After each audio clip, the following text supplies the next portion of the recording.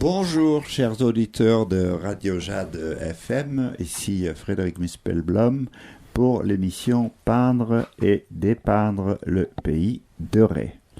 Je suis aujourd'hui dans l'atelier de Gérard Riffaut, qui est peintre établi à Sainte-Marie, près de Pornic, et on se trouve donc dans son atelier où sont exposés sur les murs toute une série de tableaux. Alors je vois pour commencer un autoportrait en rouge avec plein de signatures. Je vois toute une série de tableaux de menhirs, dont je reconnais certains qui sont des menhirs du Pays de Ré. Je vois aussi le cyprès de Lambert debout et couché de Portman, c'est ça? Portman. Il y a la Malouine également, des bâtiments de ferme, des architectures anciennes. Bonjour Gérard, peux-tu juste te présenter aux auditeurs et nous dire un peu quel est l'historique des différents tableaux qui se trouvent sur ces murs? Je précise aux auditeurs que comme nous nous connaissons depuis un certain temps et que nous nous tutoyons aussi pendant cette émission. Bonjour, Gérard Riffaut en effet, je suis peintre depuis tout petit, j'allais dire, non pas tout petit, mais j'ai fait des études de graphisme et donc mon atelier reflète peut-être, en effet, comme le dit Frédéric, un certain itinéraire depuis les années 70 et 80 que j'ai commencé à peindre et exposer. Donc il y a là des tableaux qui ont une certaine ancienneté, qui sont figuratifs ou abstraits, des tableaux issus d'expositions. Quand j'avais exposé à Clisson ou à Rochefort-en-Terre dans les années 85-90. Et par exemple, quel est cet autoportrait? C'est un autoportrait ou c'est un portrait fait par quelqu'un d'autre de toi? Quelle est la signification des signatures qu'on y trouve? Alors cet autoportrait, c'est un portrait qui n'est pas auto, puisqu'en fait, ça n'est pas moi qui l'ai fait. Ce sont des amis et collègues des ateliers de la Gobinière, où je suis resté un certain temps, puisque j'habitais Orvaux à l'époque, tout près d'Orvaux. Et donc, je me suis inscrit dans les années 80 aux ateliers de la Gobinière, ayant le souvenir d'ateliers où ça phosphore, je dirais, et j'y ai retrouvé, un peu comme aux Beaux-Arts, quand j'avais démarré les Beaux-Arts dans les années 70, une effervescence, une créativité, un bonheur de peindre et de se retrouver entre nous. Et de fil en aiguille, dans cet atelier de la Gobinière, j'y suis resté une vingtaine d'années, et de membre adhérent de l'association, puis trésorier, puis président pendant 9 ans. Au sortir de cet itinéraire de responsabilité, mes collègues m'ont fait un portrait et ont signé dessus à chacun. Il y a une dizaine de signatures de mes collègues les plus proches du conseil d'administration de l'atelier. Et c'est un très beau souvenir, très très beau souvenir. D'accord. Donc, est-ce que tu peux raconter un peu aux auditeurs d'où tu viens, ton parcours? Tu as évoqué tout à l'heure les Beaux-Arts, tu as évoqué ensuite donc des ateliers collectifs à Orvaux près de Nantes. Est-ce que tu peux nous dire quel est ton parcours et comment est-ce que tu es arrivé à la peinture? Mon parcours, il démarre à Angers, où je suis né. Après des études de dessin plutôt techniques, je suis allé vers du graphisme et de l'esthétique industrielle. Et puis une première année aux Beaux-Arts qui ne s'est pas prolongée pour des raisons de moyens surtout, et à l'époque où il fallait que je trouve un job. J'ai tenté dans les premiers temps de créer un cabinet, un studio et j'ai réalisé une petite dizaine de sigles et de logos et de papiers en tête pour des entreprises. mais mon carnet d'adresses à l'époque était trop étroit pour en vivre, et j'ai donc changé de voie, et je suis passé dans le commercial. Mes parents étant dans le commerce, j'avais peut-être une facilité à aller dans cette voie-là, mais toujours dans le monde du dessin, des créatifs, puisqu'en fait je visitais en tant que commercial des architectes, des bureaux d'études, des créatifs au sens large, et c'était un vrai bonheur que de les voir phosphorer sur leur projet. Mais cela dit, d'où t'es venu, disons, au début, tes envies de dessiner et de peindre, et qui t'ont amené ensuite à choisir les beaux-arts? Mes envies de dessiner et de peindre, c'était je dirais plutôt la volonté de transcrire. C'est toujours ma volonté d'ailleurs, de transcrire, parfois par la perspective, parfois par l'aplat, des ambiances, des points de vue, des souvenirs, oui. Je suis né au bord de la rivière et ça m'a beaucoup marqué, ces ambiances de roseaux, de vases, de formes curieuses parfois qu'il y a dans les nœuds du bois, ou dans les strates de la pierre, ou des cailloux, des couches sédimentaires. Et donc tout ça a fait que la mise en couleur, je dirais, ou en noir et blanc d'ailleurs, de certaines ambiances m'attirait depuis toujours. Et c'est dans ce but-là que j'ai tenté d'aller aux Beaux-Arts pour améliorer ma technique surtout, et ma compréhension de l'art. Ça n'a pas été une réussite parce que j'y ai pas trouvé ce que je cherchais. L'enseignement était très didactique, très dirigé, et à mon sens trop de discours pour pas assez d'action. Donc l'abandon en cours de route n'a pas été un problème particulier, si ce n'est que j'ai mis une quinzaine d'années avant de me remettre à peindre et à rentrer dans ce magnifique atelier de la Gobinière d'Orvaux, où j'ai pu repartir du bon pied. Alors, est-ce que pendant cette première période, tu as découvert des peintres qui t'ont inspiré, qui t'inspirent peut-être encore aujourd'hui?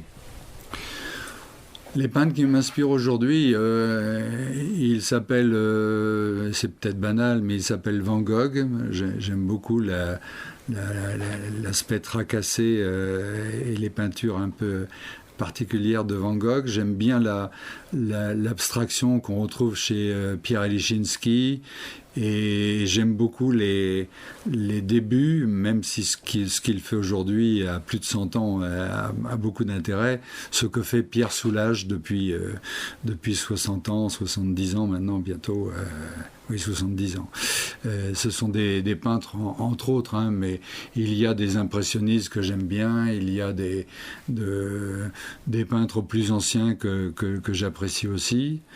Donc voilà mes trois axes d'inspiration.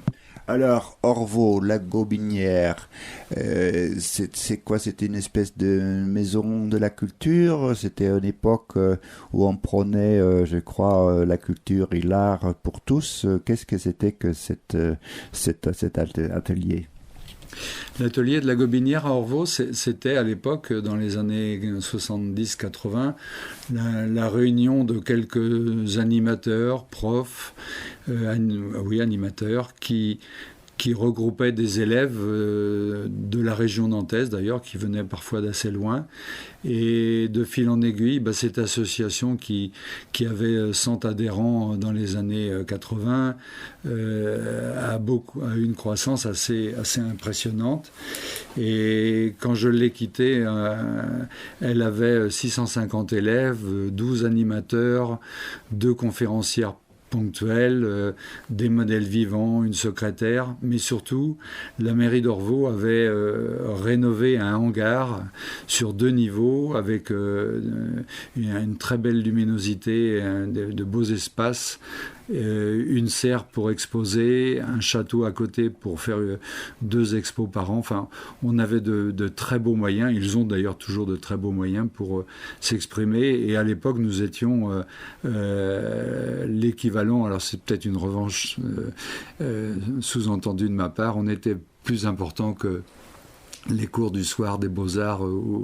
D'ailleurs, on a participé avec le directeur des Beaux-Arts de l'époque à des opérations comme un tableau sur une chaise, les belles chaises, ça s'appelait. Et ces belles chaises, nous étions sur la place du centre-ville, en plein centre-ville, avec chacun une chaise et un tableau dessus. Et la première année, on a dû être 250 peintres à exposer sur cette place. Donc il y avait au sein des associations nantaises, et nous en faisions partie des plus importantes, une réelle effervescence à cette époque. Et justement, qu'est-ce qui explique, à ton avis, le succès, le fait qu'il y ait autant d'élèves, et j'imagine des élèves d'âge extrêmement différents, qui soient venus là, qui se sont intéressés et qui s'y sont épanouis? Je pense que c'est parce qu'il y avait à l'époque, et il y a toujours, il y a eu un renouvellement assez bien maîtrisé, des animateurs qui avaient et qui ont des caractères, des personnalités et qui savent faire émerger pour chacun de leurs élèves ce qu'ils ont dans le cœur, dans l'estomac, dans la tête ou dans le bras, enfin ce qu'ils ont dans eux et qu'ils veulent exprimer. Et moi j'ai eu la chance de rencontrer un animateur qui a plus de 90 ans maintenant, qui s'appelle Jean Bourron, et qui est pour moi un maître, un monsieur, oui, avec un grand M. Je venais dans son atelier conseillé par un ami, et le premier dessin que j'ai, il est dans l'atelier ici, à côté. Il s'agissait de 2 carafes, un bol, un verre, et qui étaient mis en place, et chacun de son point de vue dessinait ça. Alors certains faisaient ça sur un format A4 ou plus petit. Moi j'ai pris un format assez grand, un bâton de charbon, de fusain très épais, et j'ai dessiné quelque chose qui était noir-blanc mais extrêmement contrasté. J'étais venu pour faire de l'aquarelle et je suis reparti avec quelque chose qui était... Et je n'ai pas non pas que je n'ai pas dévié, mais je suis toujours resté dans cette veine parce que l'animateur m'a confirmé que c'était quelque chose qui était en moi, c'était de construire, de faire des choses plutôt solides, plutôt bien bâties, j'allais dire, ou bien... Et les leçons que je retire de cet enseignement, de cette approche de la part de Jean Bourron, c'était qu'un tableau doit avoir un cœur, il doit pouvoir être reposé sur une assise, il doit avoir des os et pas que du muscle. Il doit avoir de la chair un peu comme un humain. C'est un tout, et il ne peut pas y avoir que de la peau ou que de l'habillage. Mais chacun sa manière d'aborder l'art. Il y a de très beaux tableaux sur lesquels il n'y a que de l'habillage, j'allais dire. Et quelle était sa façon d'intervenir auprès de ses élèves, donc notamment auprès de toi? Il donnait des appréciations, il donnait des conseils. Comment ça se passait concrètement? C'était une alternance de j'allais pas dire de rodomontade, mais d'encouragement, de pousser les élèves, et j'en faisais partie à l'époque dans ces retranchements, pour essayer de faire sortir de la personne ce qu'elle avait envie d'exprimer. Et le fait de pousser le dessin, de pousser le résultat jusqu'à une extrémité qui convienne à la personne qui le fait, mais qui correspondent à ce qu'on avait pu dire avant ou expliquer avant, comme on le faisait aux Beaux-Arts à l'époque, mais sur des discours peut-être un peu moins longs, mais essayer que le résultat final corresponde à ce qu'on avait évoqué auparavant. Parfois, il prenait le pinceau de certains élèves qui étaient trop hésitants ou trop lents, j'allais dire, ou trop hésitants, oui. Et il corrigeait, ça ne convenait pas, ça faisait réagir, et ça m'est arrivé aussi. Et donc on poussait dans l'autre sens, et ça faisait une confrontation bénéfique pour l'animateur qui connaissait mieux ses élèves et pour les élèves qui se connaissaient mieux. Et si j'ai bien compris, tu as par la suite occupé des fonctions importantes dans cette association. Oui, comme dans toute association, il faut des bénévoles et de prise de position, voire d'animateurs de groupes et d'ateliers. Je suis devenu administrateur, mais c'est vrai que plus de 600 élèves qui paient 300 € par an pour des cours ou des stages, ça représente un certain budget. On avait la chance d'être logé, chauffé, j'allais dire blanchi, pas tout à fait, mais si, avec les torchons et les lavabos, les sanitaires à côté. Donc la mairie mettait tout à notre disposition, ce qui est quand même un bel atout pour une assoce de ne pas avoir de loyer ni de charge. Et donc on avait juste à gérer les salaires des animateurs et les cotisations des adhérents et trouver un équilibre. Je crois que je sais à peu près compter aussi, et puis manager, ça a été mon job sur la fin de ma carrière de commercial. Donc j'y ai pris beaucoup de plaisir et à développer un peu comme une petite entreprise, mais dans un esprit artistique, je crois, cet atelier où il fait toujours bon vivre, je crois. Je croise toujours des collègues. Et donc maintenant, tu te trouves à Sainte-Marie depuis un certain nombre d'années. Comment s'est faite cette transition et comment s'est passée ta découverte à toi du Pays de Ré? J'habite Sainte-Marie depuis 10 ans, un peu plus de 10 ans. Je venais en secondaire à Sainte-Marie sur la côte. J'y suis venu pendant près de 30 ans. Et donc le Pays de Ré, que ce soit côté mer ou côté campagne, côté terre, a toujours été un espace dans lequel je me sentais, et je me sens bien toujours évidemment, curieux de faire grâce à une bicyclette ou à de bonnes chaussures, de faire des balades, ce que j'ai repris depuis beaucoup, et ça permet de découvrir les Pays de Ré et toutes les facettes du Pays de Ré qui en possèdent de nombreuses et parfois discrètes et cachées. Justement, quelles sont, selon toi, si tu voulais donner, tu essayais de donner une définition des caractéristiques du Pays de Ré et aussi de ce que tu en fais avec ta peinture, comment tu les définirais? Le Pays de Ré, c'est un savant et joli mélange d'ambiance. En partant du niveau de la mer, il y a des zones qui ont été inondées et qui sont devenues des polders, des zones très basses et parfois marécageuses, parfois très humides évidemment. Certaines possèdent encore et se développent peut-être des salines, des marais salants. Il y a quelques belles collines sur lesquelles on trouve encore des moulins ou des propriétés conséquentes, toujours habitées ou parfois en ruine d'ailleurs. Il y a quelques jolies rivières et le lac de Grandlieu qui est tout près. Il y a des canaux, il y a des forêts où ça sent bon, les arbres sentent très bon. Il y a la mer qui n'est jamais très loin. Il y a un ciel changeant et ça fait aussi partie de mes choix d'être venu habiter Pornic. C'est qu'à Nantes, je ne voyais plus les étoiles et je suis un amoureux des constellations et des étoiles. Et ici, le soir, la nuit, quand le ciel est clair, on voit le ciel. Donc tout ça a contribué à mon implantation réussi dans le Pays de Ré.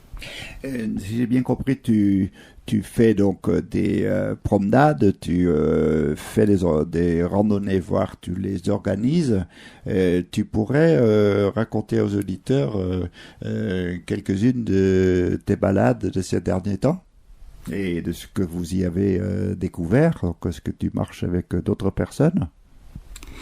Oui, je fais en effet partie d'une association de randonnée qui depuis, hélas, 1 an et demi presque, ne randonne plus parce qu'on ne peut pas être en groupe conséquent. Et avec quelques amis, on s'organise pour, à 3, 4, 5, 6,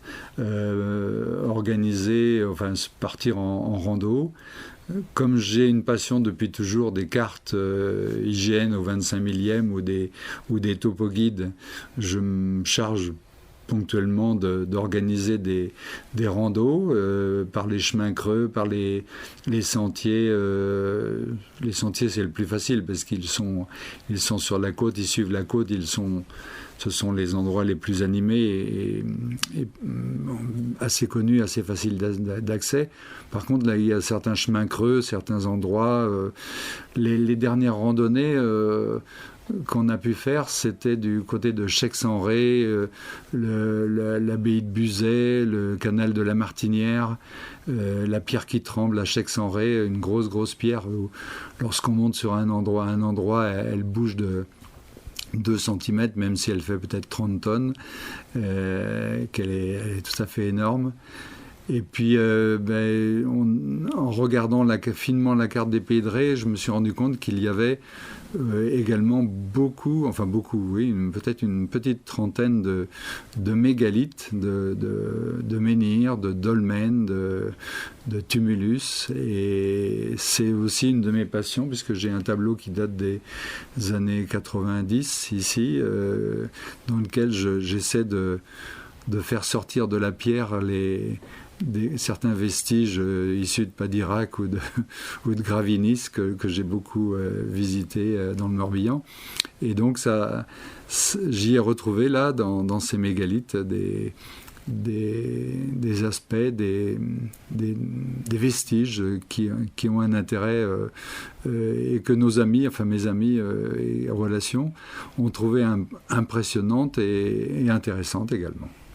Et avant de revenir sur ces menhirs, parce qu'il y en a un certain nombre que tu as représentés dans tes tableaux, je vois aussi sur le mur le cyprès de Lambert de Portman, dans un état d'abord debout, avec un ciel orange et la touffe verte, c'est pas son feuillage, comment on dit ça, les aiguilles, et ensuite on voit le même arbre cassé en 3 morceaux avec des troncs et des branches noires et rouges.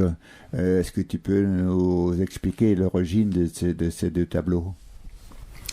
Le cyprès de Lambert est un arbre qui se trouvait, et il ne reste plus que le tronc et quelques branches. Il se trouve sur la côte à Portman, à droite de la cale de Portman. C'est depuis toujours un arbre qui a peut-être une centaine d'années. Il se trouve là et en fait c'était un amer, un point de repère pour les marins à l'entrée de la baie de Bourgneuf en allant vers le port de Pornic. Et cet arbre-là a subi, lors d'une grosse tempête et d'un gros coup de vent dans une direction un peu différente d'habitude, il s'est éclissé, il s'est fendu et toute la ramure est tombée par terre, toutes les branches sont tombées à terre. Et donc je suis venu le photographier quelques jours après, en essayant de ne garder que visuellement, bien sûr, que les branches maîtresses et de faire en sorte que restituer comme si c'était un écorché, comme si c'était un cadavre ou un arbre qui saigne encore. C'est pour ça que l'arbre est noir ou foncé, je dirais, et toute la partie qui a quitté le tronc saigne encore, elle est rouge. Et ça a été ma façon de dire non pas adieu, mais de symboliser la fin de vie de cet arbre remarquable. Il faisait partie des arbres remarquables de Loire-Atlantique d'ailleurs. Donc c'est l'arbre blessé. Alors nous arrivons maintenant au moment de la pause musicale de notre émission. Gérard, qu'est-ce que tu as choisi comme morceau de musique ? J'ai choisi un morceau de Stéphane Grappelli. Stéphane Grappelli est un fameux violoniste qui jouait du jazz, qui jouait du violon sous une forme jazzy avec les compagnons de Django Reinhardt et avec d'autres. Et c'est une belle ambiance de peinture. Il y en a de nombreuses parmi mes goûts. Jean-Jacques Milteau et puis les Américains qui jouent du jazz, mais là c'est une reprise de Tea for Two par Stéphane Grappelli. On écoute.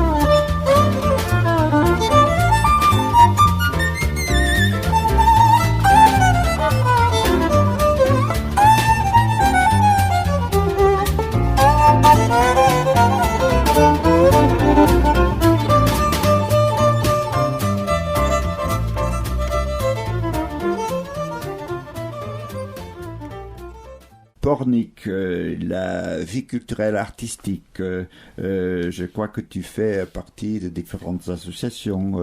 La ville de Pornic est une ville très active sur le plan culturel et artistique, avec de nombreuses expositions, avec les balades artistiques qui s'organisent fin septembre, début octobre depuis des années.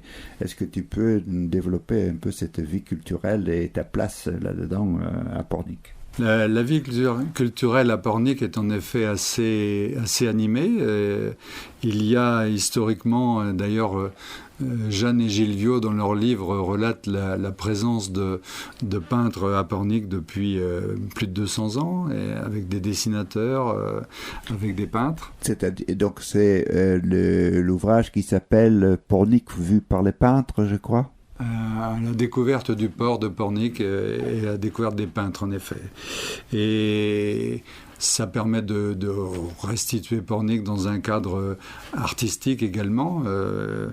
Et donc la vie culturelle à Pornic, elle est constituée de différentes associations, différentes personnes qui œuvrent dans le monde de l'art.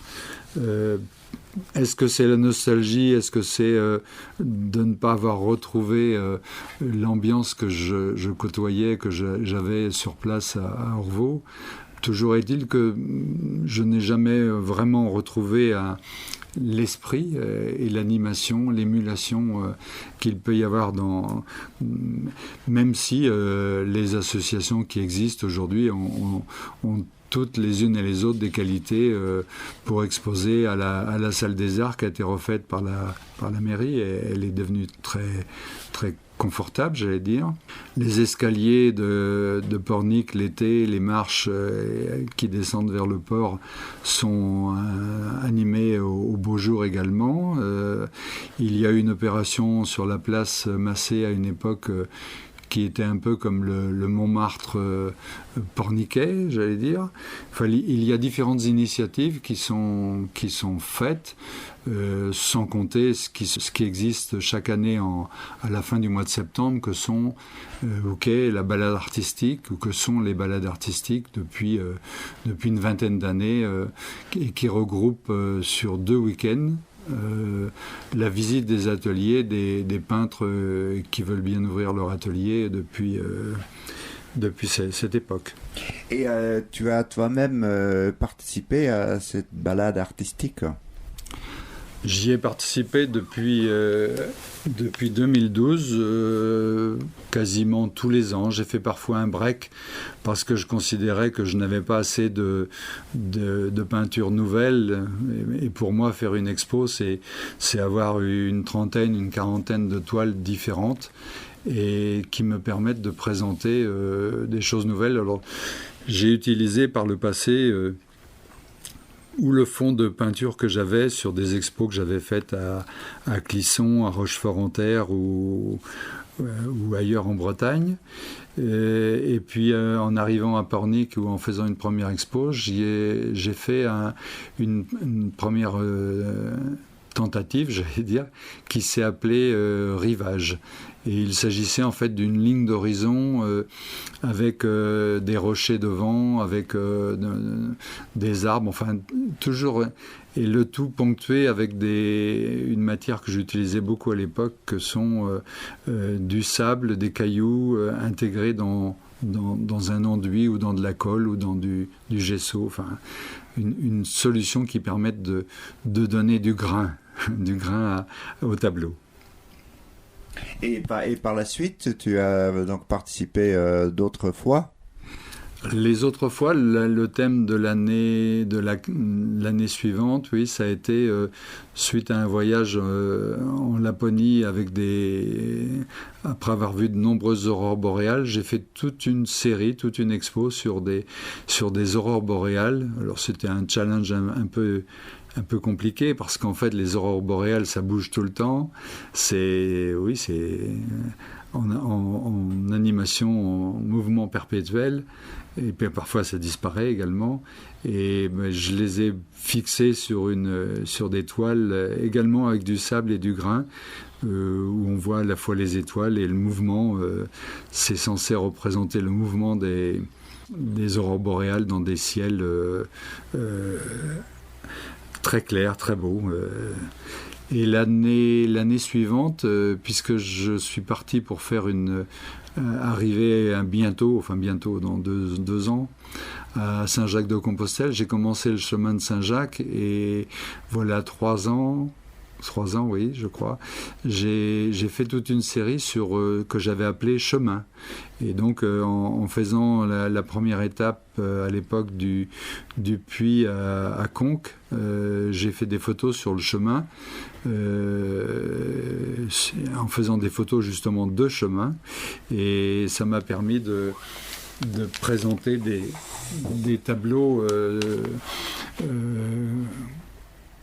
qui sont représentatifs, à mon sens, de ce qu'est le chemin, avec beaucoup de pierres, beaucoup de relief, beaucoup des zones assez sauvages, assez désolées, et qui sont magnifiques.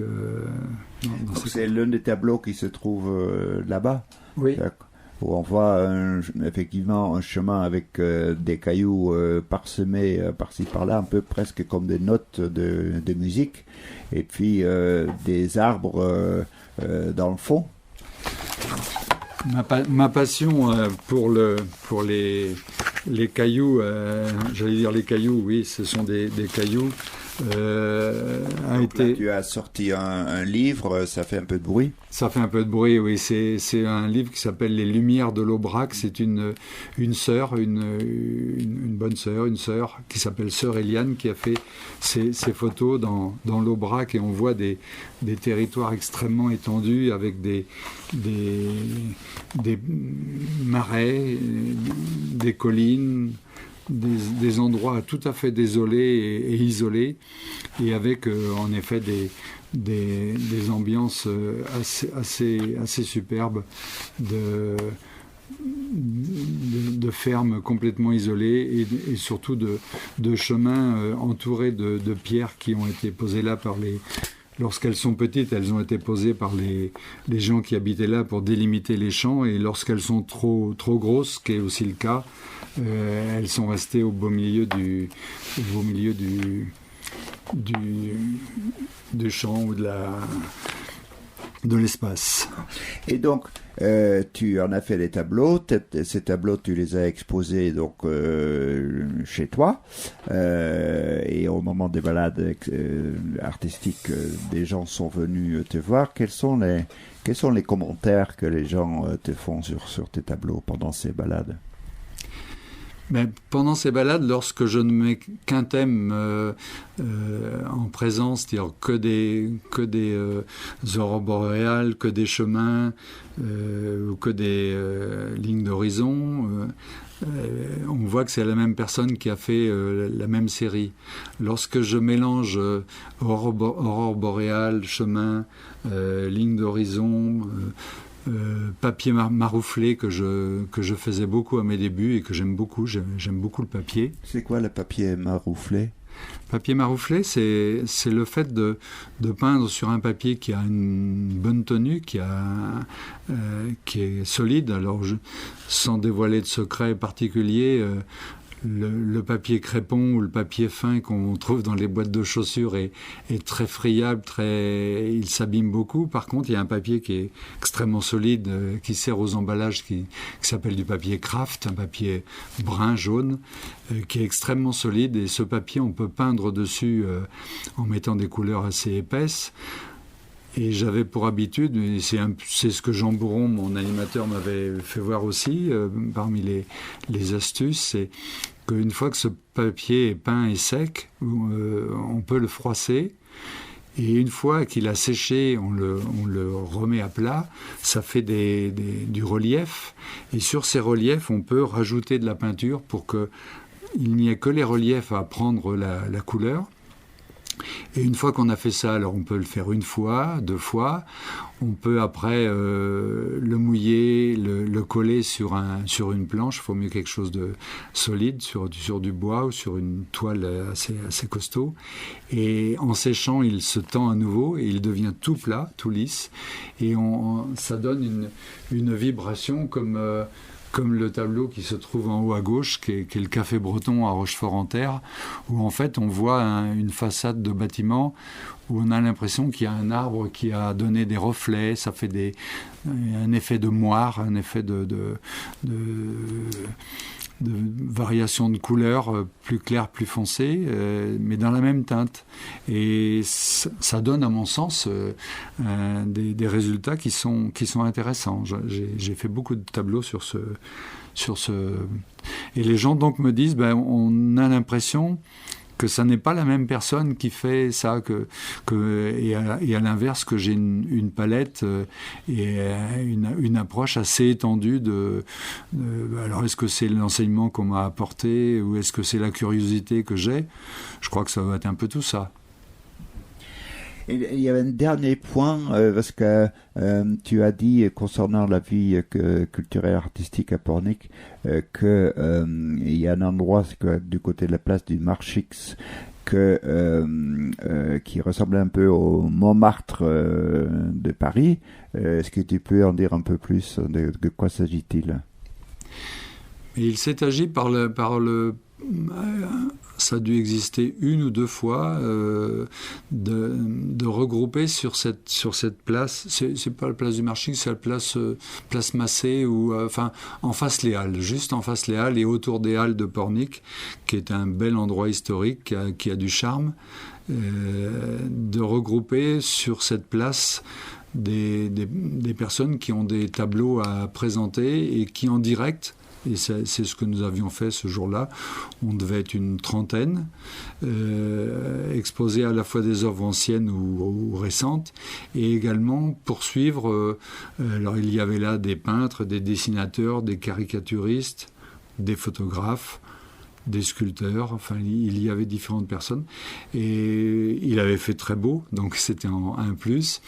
Et donc durant cet intermède on a pu accueillir des gens qui avaient fait l'effort de monter vers le haut de la ville, et ils en ont été récompensés parce que ça a été une belle manifestation et une très belle ambiance qui hélas ne s'est pas renouvelée, mais je crois que la municipalité et le service culturel avaient apprécié cette belle initiative. Mais qui avait été à l'initiative de cela? Dans un premier temps, je perds la mémoire peut-être. Je crois qu'il y a eu 2-3 personnes qui ont été à l'initiative de ça. Il y a eu les Amis de Georges dans la rue Georges Clémenceau qui ont voulu poursuivre cette initiative en accrochant des tableaux sur les murs de la ville. Ça s'est fait 2-3 ans. C'était parler de Pornic au travers de peintures. Et je crois qu'à l'époque, Beaux-Arts avait participé à Montmartre. Donc l'association Beaux-Arts, c'est ça? Oui, l'association Beaux-Arts avait participé à avait contribué, je dirais, au succès de cette initiative. Et ça continue un tout petit peu sous la forme de tableaux exposés dans l'escalier Galipeau par l'association L'Art des Escaliers? Oui, ça doit être une poursuite de cette affaire, si ce n'est que l'Art des Escaliers, il y a des endroits où la densité des tableaux est très conséquente, mais je ne crois pas que les gens peignent en direct, enfin il ne me semble pas. Ah, là il s'agissait de peindre en direct dans cette initiative dont tu parlais, oui, autour aussi, du marché. Aussi. D'accord. Oui. Donc effectivement on peut se demander pourquoi est-ce que ça s'est finalement arrêté. On peut se demander, oui, ça suppose une petite organisation, un plan de circulation sans doute, enfin différentes choses. Ça suppose aussi une mobilisation, ça suppose, hélas, en été, un temps correct, une signalétique, enfin un tas de conditions qui font que ça peut être réussi ou difficile à poursuivre. C'est toujours pareil, c'est les bonnes volontés qui doivent être mises en mouvement. Alors, Gérard, sur les murs de ton atelier, il y a pas loin d'une dizaine de tableaux de mégalithes. D'où vient cet intérêt pour les mégalithes et qu'est-ce que tu es en train de faire avec ces mégalithes en tableau et éventuellement en projet? Comme je le disais tout à l'heure, au travers des randonnées dans l'Aubrac, et ailleurs, et à Carnac et en Bretagne, la pierre, le minéral a toujours été une de mes passions, ça m'a toujours beaucoup plu. Et j'ai entrepris de faire le tour à pied ou à bicyclette, le tour des mégalithes du Pays de Ré. Justement, pour les auditeurs, donc effectivement, dans le Pays de Ré, il y a un certain nombre de monuments mégalithiques. Ces monuments datent d'à peu près quelle époque? Est-ce que tu peux en dire en quelques mots, évoquer cette époque où ces monuments ont été érigés corriger, parce qu'il y en a, on sait qu'il y en a beaucoup en Bretagne, on sait peut-être moins qu'il y en a aussi énormément ici dans le Pays de Ré. Est-ce que tu peux raconter en quelques mots cette histoire très très très ancienne et qui est encore fascinante aujourd'hui? Il y en a un qui est le plus connu, qui est le dolmen des Mousseaux, qui a été rénové et sauvegardé, protégé, même si certains ont la fâcheuse tendance de mettre des tags à l'intérieur des chambres et marcher sur le dessus ou prendre des cailloux. Mais c'est un bel ensemble qui doit faire 20 mètres de diamètre et qui a 3 allées et des chambres latérales. C'est un beau. Il se situe sur la colline au-dessus de la Noé-Veillard, qui à l'époque n'avait sans doute pas autant d'arbres et de villas. Bien sûr, voilà, 3 ou 4 000 ans, et c'était sans doute beaucoup plus visible de la côte. Et c'était un point haut, un peu comme à la Joselière, où se trouve la deuxième belle allée couverte qui se trouve, elle, tout près de la côte. Elle est à 100 mètres de la côte, mais également sur un point un peu plus assez élevé. Le troisième, c'est le Prédère, qui est une autre allée couverte, mais celle-ci est en piteux état, enfin, elle est très abîmée, très affaissée. Et elle se trouve où, celle-là ? Le Prédère, elle se trouve en allant vers la Boutinardière, en allant vers la Bernerie, entre Pornic et la Bernerie, à mi-chemin, la Boutinardière. Ce sont des endroits sauvages de la côte où il suffit de faire 100 ou 200 mètres à l'intérieur de la terre et des terres et puis se retrouver dans un amas de pierres plus ou moins organisées et qui relatent la présence de populations sur lequel on a parfois quelques éléments, parfois peu. Les fouilles qui ont eu lieu ici au 19e et début 20e font apparaître quelques vestiges, quelques pointes, quelques flèches, quelques éléments, mais on a peu d'éléments sur qui était là. Et on sait dater, mais on ne sait pas dire qui était là et ce qu'il faisait. Mais cela dit, sur tes murs ne se trouvent pas des dolmens ni des tumulus, mais ce sont des pierres, des menhirs qu'on appelle, je crois, aussi pierres longues ou surtout pierres debout. Quels sont les différents menhirs que tu as peints?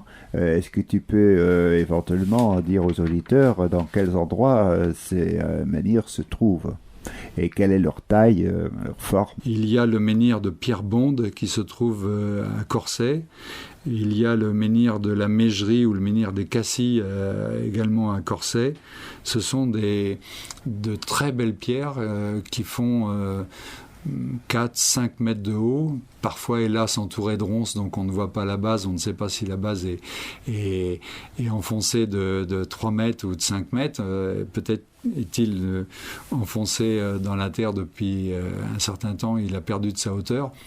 Et il y en a également au bord de la route bleue sur Saint-Michel-Chef-Chef. Il y en a sur Saint-Brévin également, quelques-uns. Ils ont chacun leur intérêt. Bon, parfois ils sont un peu modestes, mais il y en a quelques-uns qui sont vraiment très beaux. Et c'est ceux-là, entre autres, que j'ai voulu mettre en peinture ou en lumière, même s'ils sont sur des fonds noirs, mais ils sont dans la lumière, à mon avis. Et donc, j'aurai le plaisir de les présenter à cette expo de fin d'année à la Chapelle. Je vois, entre autres, un menhir en 2 morceaux. C'est de quel s'agit-il, celui d'en bas? C'est le menhir de la Crotterie, qui est un menhir qui doit faire 5 mètres de haut. Il est à l'entrée sur les collines au nord de Chauvet, sur la route de Saint-Père, au bord de la route.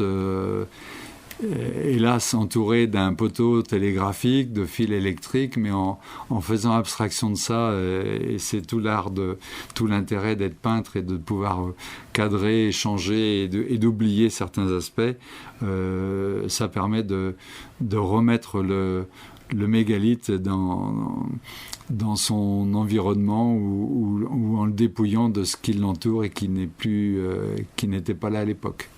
Et j'en vois un autre en 4 morceaux même, qui ressemblent presque à des baleines échouées ou à une baleine qui sort en rugissant de l'eau.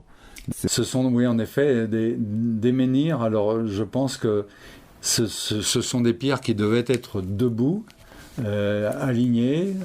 Il y en a 3, à moins que ce soit pour l'une d'entre elles un début de dolmen, on ne sait pas. Enfin, en tout cas, il y a une pierre qui est penchée à 30 degrés. Elle fait comme une baleine, comme une langue qui sortirait d'entre 2 grosses pierres, sachant que ces pierres-là font 5-6 mètres de longueur chacune, elles font 50 cm ou 1 mètre d'épaisseur, elles sont tout à fait énormes. Et je les ai regroupés sur un seul tableau. J'en vois un dernier commentaire sur ces tableaux, où on voit comme une tête de lapin. Il s'agit duquel ? Ce menhir-là est situé dans les Marais. Il s'appelle le menhir de Pierre Bonde. Et il se situe au sud de Corsay, entre Corsay et Saint-Brévin, je dirais, enfin tout près de Corsay finalement, tout près d'une zone un peu marécageuse entourée de roseaux. Alors à la saison humide, il y a 1 mètre d'eau ou presque. À la saison sèche, en ce moment et puis bientôt, on peut l'atteindre quasiment à pied. Et il est au milieu de nulle part, dans une zone basse et marécageuse, et recouvert d'une mousse un peu jaune, un peu moutarde, et avec en effet des trous qui sont ou naturels ou creusés par l'homme, qui lui donnent, suivant l'angle où on se positionne, une présence humaine ou animale, c'est selon. Mais c'est le cas de beaucoup de dolmens et menhirs qui, lorsqu'ils sont orientés et éclairés d'une certaine façon, donnent toujours l'impression qu'on y voit quelque chose. Alors peut-être a-t-on besoin ou envie de voir quelqu'un, quelque chose, un humain ou un animal dans ces belles pierres. Mais justement, toi, en tant qu'artiste, les menhirs tels que tu les peins ne sont pas du tout sur le fond de tes tableaux est noir. Quel est ton but pour montrer ces menhirs et qu'est-ce qui t'a amené à prendre contact avec la mer, c'est-à-dire donc l'association des mégalithes en Ré et son président Patrice Moretti-Bourny? Ce qui m'a amené à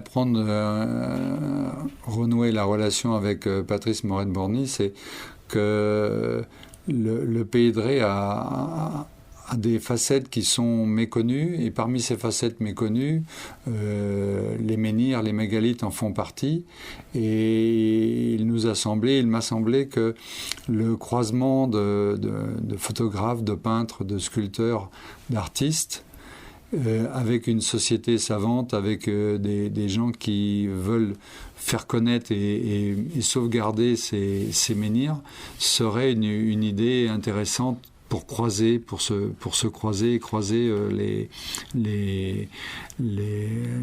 l'intérêt que l'on y porte l'un et l'autre, je dirais, les uns en sauvegarde et les autres en trace artistique, en présence artistique. Et finalement, cette idée a fait son chemin, et les gens de la mer nous ont accueilli cette idée avec intérêt. Ça stimule l'artiste que je suis d'avoir un challenge, se dire on va faire le tour d'une part des mégalithes et en croiser d'autres qu'on ne connaît pas, et puis également d'essayer de donner à ces pierres une approche artistique. Alors chacun le traite à sa façon. ayant fait de la photo et aimant beaucoup le noir et blanc également, le noir et blanc s'est imposé dans cette série de mégalithes pour moi, et ça donne à la fois de la profondeur et ça n'encombre pas l'œil de couleurs artificielles, même si on peut très bien imaginer des mégalithes traités en couleurs très différentes de ce qu'ils sont. Et donc, c'est une sorte une manière de donner au spectateur un autre regard sur ces menhirs.